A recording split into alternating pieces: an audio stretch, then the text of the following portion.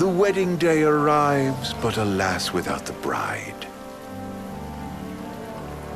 Of course, we've come for the Hydrian, and you've gone to such lengths to prepare.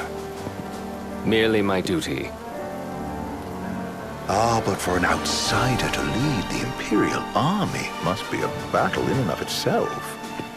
You've spoken to Lady Lunafreya?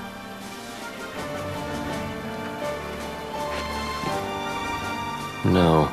That obstinate secretary, standing in the way, while you rush off to slay the Hydrian for your poor sister's sake.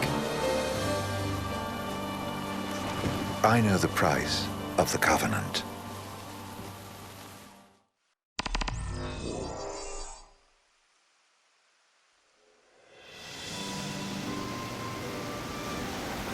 You know, I've always wanted to go sailing like this. Not many opportunities living in Insomnia. Out here, it's just us and the horizon.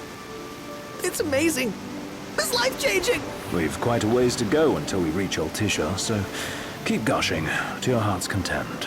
When we step off the boat, we'll be in a foreign country. The anticipation alone is a foreign sensation. Then to think this is where we were headed to begin with. We've been through a lot.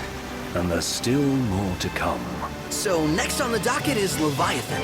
What sort of deity are we dealing with? A serpent said to embody the roar and rage of the sea. We'll have to see for ourselves.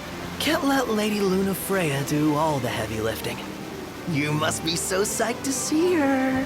Luna? Yeah. We need to make sure she's all right before anything else. Indeed, her well-being is top priority. Don't like this going down on Imperial turf. You think Lady Lunafreya's in danger there? The Empire did invade Lucis for the ring.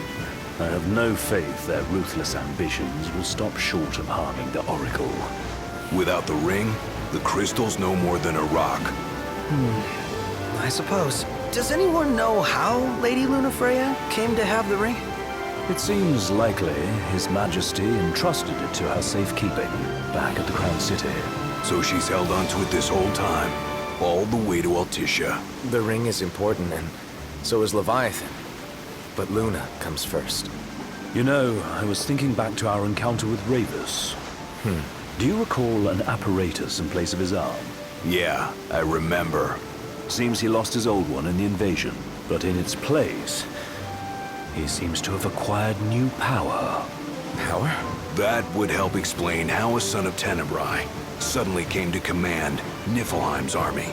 Now that you mention it, his strength did seem sort of supernatural. I just chalked it up to the Oracle lineage. His ancestry may be part of it, but that alone wouldn't account for his freakish strength. I wonder what could have happened to him. There's a disturbing rumor about Lord Ravus has taken to brandishing His Majesty's sword.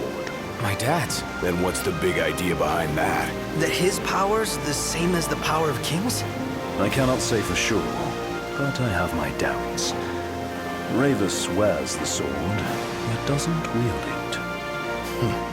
For all his newfound powers, he's still the Chancellor's lapdog, holding on to the enemy king's sword like some badge of honor.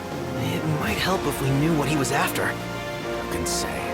What are the odds the Empire will crash the pool party with Leviathan? Consider it a guarantee. They felled a god to prevent Noct from receiving his blessing. And they'll do so again. But we beat him to the big guy, thanks to our friendly guide.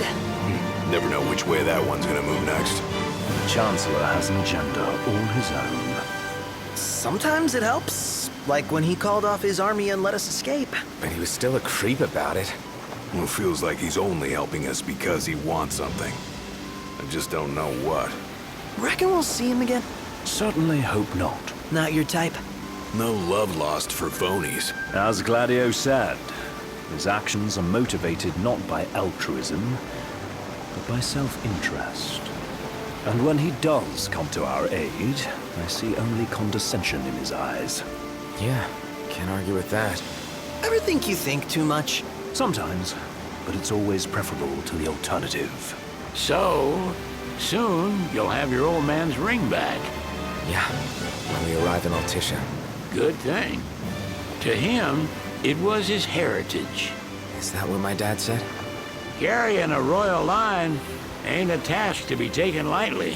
For a small thing, that ring can sure weigh heavy. After he became king, I only ever saw his face in the paper. Wait, weren't you at the coronation? No, I was long gone from the city. Must have been invited at least. Had a falling out of sorts with your old man. Right at the end of the trip. You did? I was given to understand you stayed in touch. We buried the hatchet years later, but never talked face to face again. Should have paid a visit while I had the chance. Well, no use dwelling on it now. Got the regalia in the hold, but y'all gonna stay in Altissia for a good while, right? Yes, we believe so. In that case, I'll tune her up for y'all. Not that I'll have much to do, though. Well, with Cindy looking after the old girl. If you say she's good, she must be great. She was never afraid of hard work. Heaven knows she had a hard childhood. A hard childhood. He means her parents. Lost them both when she was little.